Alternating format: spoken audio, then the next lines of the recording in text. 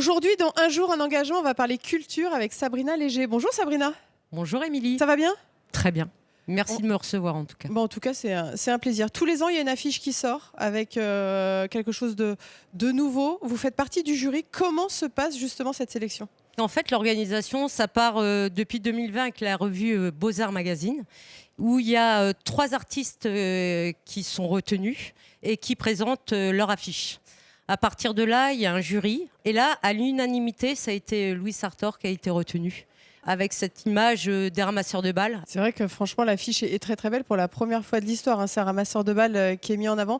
Toi, sur cette sélection, quand tu vois les différentes propositions, pourquoi elle t'a plu celle-ci particulièrement, plus que les autres? Parce que pour une fois, on mettait les jeunes en avant, les enfants qui passent beaucoup de temps, qui font énormément de sélections pour arriver jusqu'à Roland. Et quand on voit leurs yeux, leur envie, c'est tout un bonheur pour tout le monde. Et je pense que c'est une belle image du tennis français. Il y a le musée virtuel, ça faut que vous nous expliquiez sur l'appli Roland Garros. L'année dernière, le thème c'était l'affiche, le thème principal. Et cette année, quel est le thème?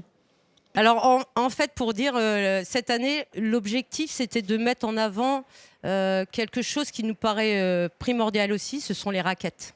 Tout ça, on peut aller le voir au restaurant des Mousquetaires, donc c'est sympa.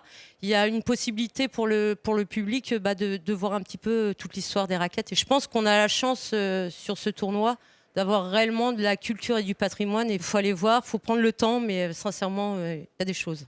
Il y a autre chose aussi, il y a le parcours muséal grand public. Ouais.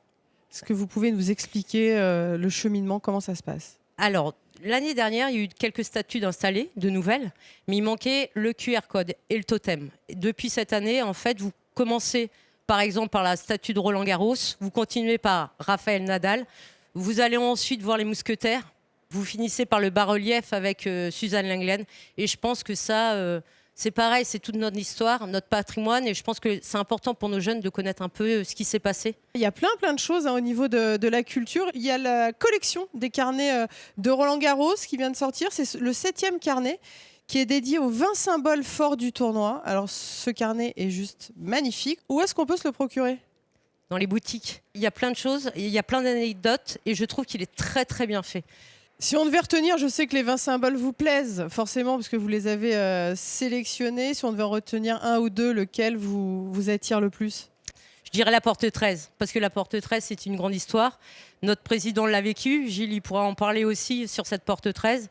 C'est cette idée de retrouver les enfants, les clés, ou tout ce qui est information, tout le monde allait à la porte 13. Moi, j'ai retenu, il y a un autre endroit quand on est joueur et quand on fait le tournoi, les vestiaires. Quand on est joueur, avec ses vestiaires, il y a un numéro bien évidemment devant, et quand on arrive à Roland-Garros, alors c'est vrai qu'en tant que Française, on essayait de garder le même numéro parce qu'il y avait un numéro fétiche. Et ce qui est bien, je trouve que dans ces vestiaires, ça a été rénové, mais ils ont gardé la même identité, quoi. Tout à fait, et puis c'est vrai que se ressort encore la superstition des joueurs ou des joueuses.